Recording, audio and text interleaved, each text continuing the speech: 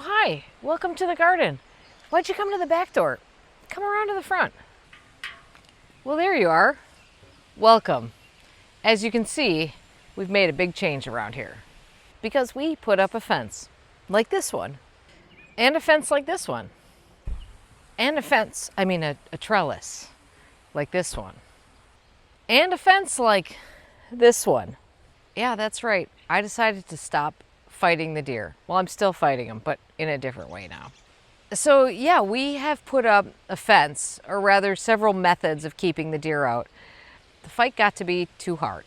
In fact, I made a video this winter about the things I regret in my garden, and my first regret was, well, this. If I could go back and tell my younger self something, it would be, as soon as you have the money to do it, before you invest in any plants, or many plants anyway, put in a deer fence. And around the same time I made that video, Marianne Wilburn, who lives in Virginia, who is a friend, but you might know her from the Garden Mixer podcast or her Tropical Plants book, she wrote a story for the Wall Street Journal about deer fences and how to keep deer out. And she also decided to put up a deer fence around her property. So for a long time, I thought it was just never going to happen. But there was one thing that Marianne mentioned in a Garden Mixer podcast episode that really sort of changed my whole perspective on this. And she talked about not just protecting your plants and your property from deer, but reducing the amount of ticks on your property. And suddenly in my mind, this became a situation of not just being sick of plants being eaten, it was also became a health issue. So after spending a lot of years talking myself into why I couldn't do this, I started wrapping my head around why I could and should. And I am a pretty determined person when I want something bad enough. I will figure out how to get around the problems. And it wasn't easy. There have been some serious stumbling blocks. So when I went into building this fence, I made a decision that I was not going to go seek out any fence companies to partner with me on this. I was not going to get anything for free. I was not going to get anything sponsored, because I wanted to approach this as anybody else would, as any of you would. I just wanted to come with a very honest report of how it all came to be. So in this video, I'm going to talk through the various kinds of fencing we did because of the various challenges we had. And in a future video, I'm going to share with you the price breakdown of this. This is a very un-Midwestern thing to do. We are raised from a young age that you do not talk about money in the Midwest unless you're talking about Kohl's cash. But I am going to talk about money because it's obviously a factor. It's obviously going to vary dramatically where you are in the country, but it is a big factor. And I went into this project with a completely unrealistic idea of how much it would cost. I don't know where I had this in my head, but I tell you what, those were not realistic numbers. So I want to help you be realistic about potential costs for this. So this is the main portion of the fence, and we had this professionally installed. This is on the north side and the east side, so that one of the sides and the back of the property. And it's made out of 2x4 black coated welded wire. We wanted the black because we wanted it to disappear. And the posts are just round cedar posts. Through the muckiest part of the creek, the cedar posts are actually sleeves, and there are steel posts that actually go into the ground there because we figured the wood posts would rot. The posts were just driven into the ground. They were not set in anything. They were just driven with a giant machine. And it's great. They put it up in one day, which is shocking, but it was ridiculously difficult to find a company to build this fence. I attempted to get quotes from 5 different contractors. And here's how that went. The first contractor came. It was an hour-long meeting. We talked through a bunch of stuff. He never wrote back. I wrote to him and said, will you be sending me a quote? Yes, I'll get you the quote tomorrow. The quote never came. And in my opinion, if that's a sign of somebody who doesn't want the job. So I wasn't going to waste my time with somebody who wasn't interested in the job. Then I had another fence contractor out. Almost exactly the same thing happened. I had the fence contractor who ultimately we went with, and he was great. Then there were 2 other fence companies. One never showed for the appointment to come look at it, and the other one just wrote back and said, yeah, like after we spent a whole time marking it out, measuring it all out, talking out through, came back and said, yeah, we can't do a fence like that. So basically most of the fence companies are not interested in doing utilitarian fences. They're interested in doing pretty fences or chain link fences, but they were not interested in doing this. That's what we found anyway. Ultimately, the fence company we went with, and the reason we had reached out to them is that they do a lot of agricultural fences. So anyway, it was extraordinarily frustrating to try to find someone to give my money to get a fence.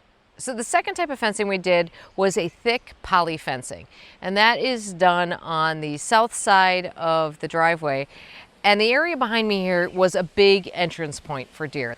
The neighbor has a compost pile over there, and they would come eat off, or a plant pile basically, dead plant pile, and they would come eat off of that and they'd walk in the garden. So I knew this was a main entry point and we needed something pretty serious here. So we went with this thick poly fence. So we installed all the fencing other than the welded wire fencing ourselves. This was the biggest of those of the DIY projects probably. And like I said, there's still some bits. We still have to put some wires up and stretch it, but we're closed in for now, so that's fine. So we went with a heavy duty deer fencing. And this was through a company that essentially provides the same products as Deer Busters fencing. So you would find this on Deer Busters. We have cemented in corner posts and sleeved support posts through the middle for this. We also have high tensile wires on this. There will be 3. I think right now we only have 2. And that will help keep the fence from bowing in. It keeps the deer, if the deer press on it, it will keep the deer from coming through it. It is pretty much invisible. So you probably can't see it till I really, oh, I do have a 3rd wire here. This is one of the high tensile wires right here. And I have to attach the fence to that still with some. Get to the fence that isn't a fence. And let me tell you about this. Now, pardon all the cars here. The neighbors are having a party right now, so they've got a lot of people over at their house. There were 2 parts of this project that really took a stretch of imagination to figure out what to do. And this was one of them. This is on the south side of our driveway where we planted this really cool mixed hedge along with the neighbors. In order to put up a fence like the poly fence here, we would have had to zigzag through those plantings, because when we put those trees and shrubs in 3 years or 4 years ago now, 2023, when we put those in, the fence was not a thing. And in order to do that, we would have had to gone onto the neighbor's property in at least 2 spots. And the neighbors weren't thrilled with that, and I can't say I blame them. I really had to think through how we were going to do it on this edge. Now, this side is not a main entrance point for the deer, so I wasn't concerned about needing a ton of protection over here, because we have not seen deer coming in and out of the property. So I can't take credit for this idea, but a friend brought it up to me. And they said, what about a trellis? And I thought, no, we're talking. So what I have done here is essentially created a trellis that keeps the deer out. I've got 9 high tensile wires running through here. This is the same kind of high tensile wire that we're using to support the other fencing options. So because we did this high tensile wire, we were able to keep this entire thing on our property without having to worry about permissions or ever getting on somebody else's property. We were able to do this all on our property by essentially putting it through the plants that we planted. So here's a good example of how you can see we just put this straight through the branches. This is the Swiss stone pine, twister Swiss stone pine, which I absolutely love. And so we guided these wires through here, and the branches have moved. We've put the branches around them. We just put it basically, it's quite a bit out from the trunk of the tree, so I don't think we'll ever have the trunk running into it. But we basically put these right along the property line and stuck the branches through them, which means you can barely see this. As we come down here, you can see that for these trio of Chamaecyparis, basically you can see that we split the trio up. 1 is on the neighbor's side, 2 are on our side, and the branches for that 3rd have wires just kind of going through them. And of course, the hope here is that as these trees grow, more and more of these wires will be obscured. There are things like that's the Cornus moss that's entirely on the neighbor's side. All 3 of the Cupressina Norway spruces are on their side. And here, probably the plant that got the worst of it was this pagoda dogwood, which will have some branches ultimately affected because it's right through the middle of that. But the effect is that you basically can't see this. Yes, you can see the black poles a little bit, but they, and I'm sure this will change in winter, but for summer when there's foliage, for the most part, this is basically invisible. We love it, the neighbors love it, and so far it's been quite effective. When you come down to the end here, we didn't know how to end this. So we actually put the post to end it down here, right on this side of the hemlock. The support post is not optimal for the hemlock, but it'll be okay. And then because our property, I mean, it really goes at an angle as we go back. This is the mess on this side of the garage. It really goes, we're quite an angle. So the property line has nothing to do with our driveway. The property line is at quite an angle. And we didn't know, we still needed to get over here to access, this is where we keep the lawnmower and stuff. We still needed to get into this and get in behind the garage. So at the last minute, we came up with this really cheap farm gate idea. Actually, Mr. Much More Patient came up with this. So this just opens and closes so we can get back there. Seems to be functioning fine as keeping the deer out. But again, this was never a big entry point for them. So not really an issue. In the future, I would love to replace that gate with one that matches the driveway gates, but this certainly works for now. So we go from the least visible to the most visible, and this is certainly the ugliest part of the whole thing, but it is the only solution that I could come up with. And this is an electric fence, which is off right now because I have shocked myself on it. This morning was the first time, and I know it won't be the last. And when we do a more in-depth video on the different fencing types, I will absolutely talk through how I installed this and how I rigged this all up, because I am now an expert on electric fences. But the town ordinances do not allow anything over 4 feet on the street edge of the property. So I have in the process of researching this, and I assure you I have researched this and researched this. I have learned a lot of things about deer behavior in addition to the things that I have observed on my own. Deer can either jump high or they can jump far, but they can't jump high and far. So that's where you have a few options for exclusion. Deer can jump very high, and there are videos, you can go look for them on the internet, of deer walking up to a fence. And what they'll do is they'll walk right up to it and they will jump damn near straight up in the air and come down on the other side. But in most cases, deer won't jump far. Now, the asterisk on all this is that deer are animals and they don't read the manuals and what they're supposed to be doing. So there's always caveats to this. And a deer who is in distress will probably break all the rules. If a deer is being pursued or chased, or their baby is on the other side of something, the rules probably don't hold. So if I can't have a tall fence on the front, then we have to go for another option. And that option ultimately is going to be wide. And the way you achieve a wide fence is by having 2 fences or barriers about 3 to 4 feet apart, somewhere in there. I am ultimately going to have a regular 4-foot tall fence constructed along the front here with another barrier inside of it. But that will take time because that is a barrier that's going to have to grow. And as we know, things need time to grow. So the other way to keep deer out is with an electric fence. Basically what we have here is 4 hot wires. There were 3, now there's 4. And what I learned is that for deer, you want those wires to be visible. This is like a nylon rope that has wire built into it. This is, I think the main application for this is actually for horses. You can also get a tape, but this is easier and I think probably superior to that. We do have a very obvious and enormous shutoff switch on this. It's just a lever. And we have actually told our neighbors who live near us, like if there's some reason, I can't imagine what it is, but if there's some reason you need to be near this fence and you have concerns, just flip the lever down, flip it back up when you're done. If I am working near the fence, except for this morning when I forgot, I flip that down. Now, electric fences are a trained thing for deer because obviously they can jump right over the top of this.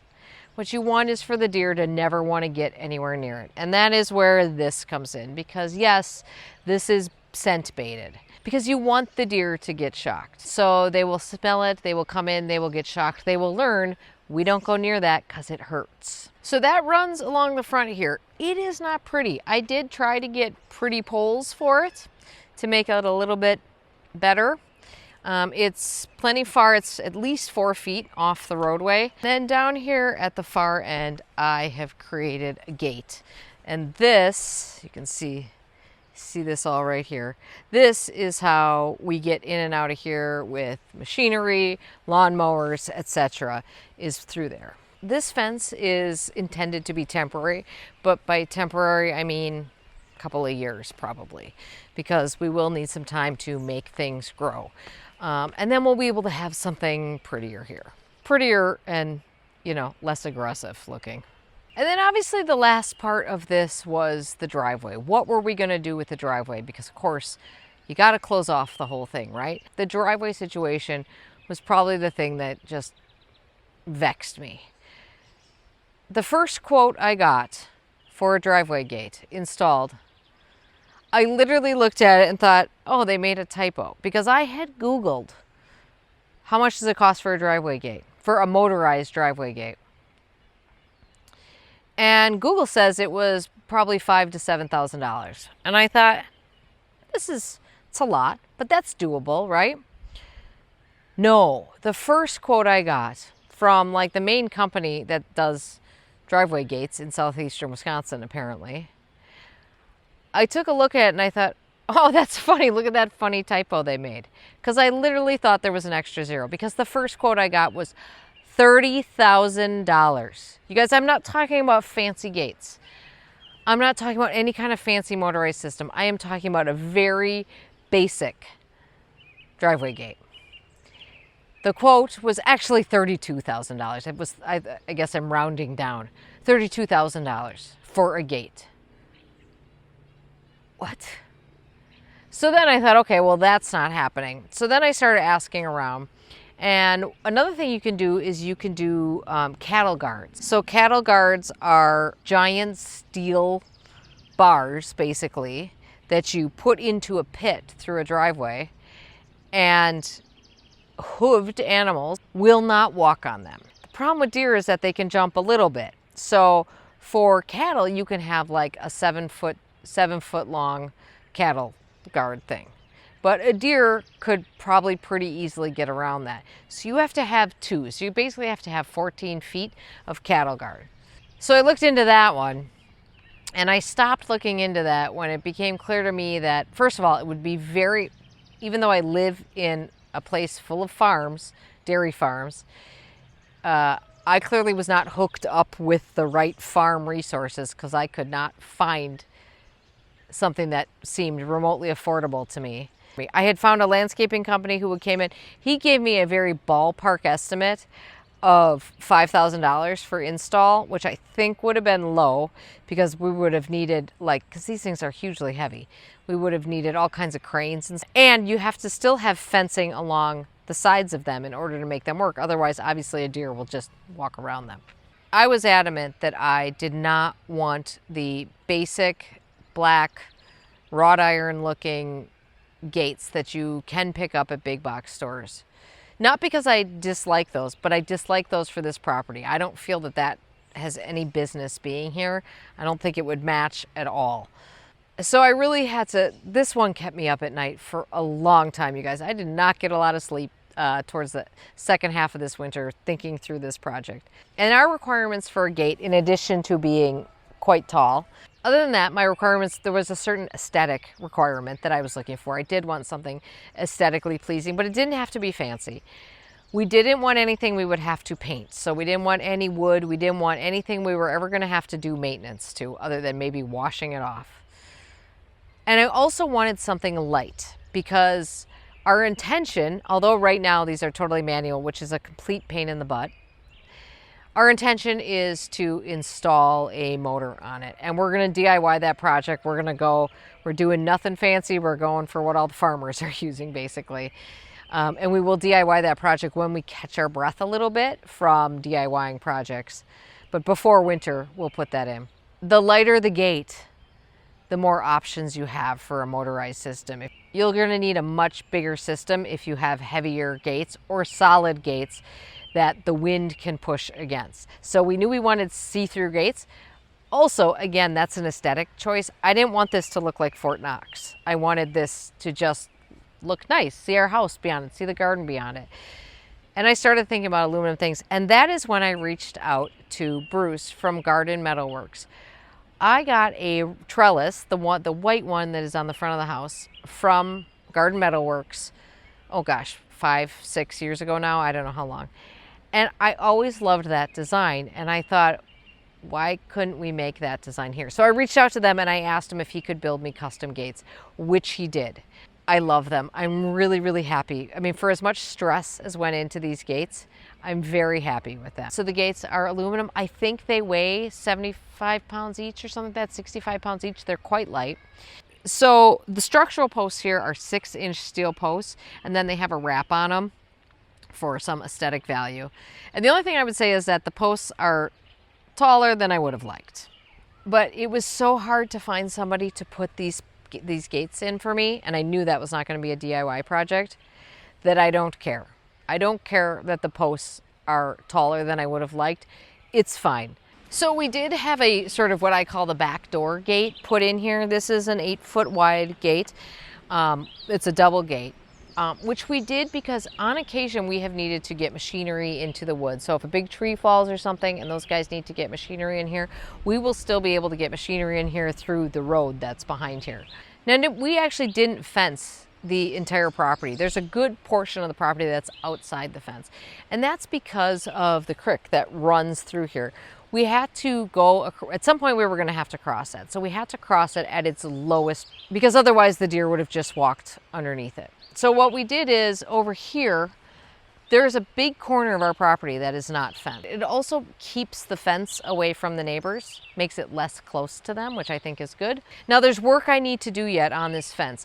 I did not have them put high tensile wires in, which will be helpful in the future for a couple of reasons.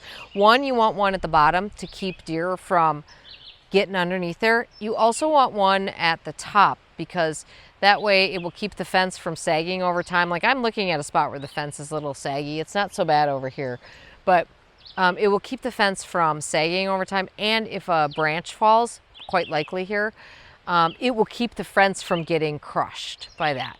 So we still need to install that. I also am going to install a high tensile wire through the middle of it in case a deer runs right into it. And that's the same reason why we've put white flags in the middle of the fencing, because this is invisible and we don't want the deer to run into it. We don't want them to get hurt. We don't want them to damage the fence. So that tells them that something there. I didn't set out to become a tester for all the different ways to keep deer out of our property, but that's just kind of how it happened. It's clear that there are weaknesses in this system. This is not infallible.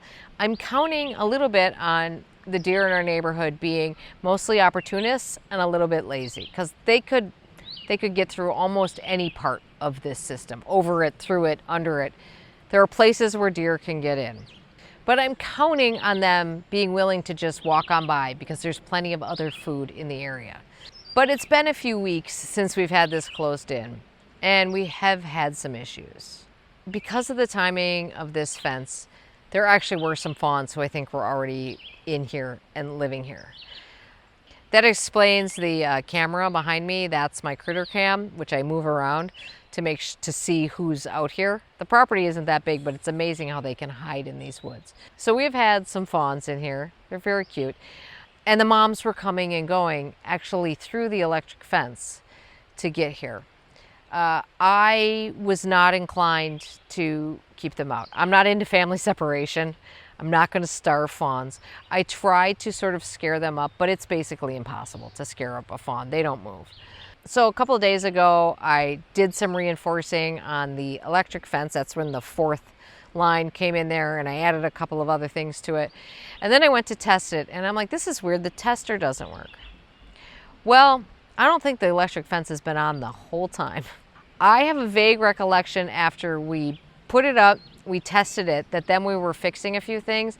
I have a vague recollection that we were a little concerned about making sure that it was off while we were working on it, that we unplugged it. So it's plugged back in. I think Knock on wood, I think it's working like a champ. I think for now there are no deer in here.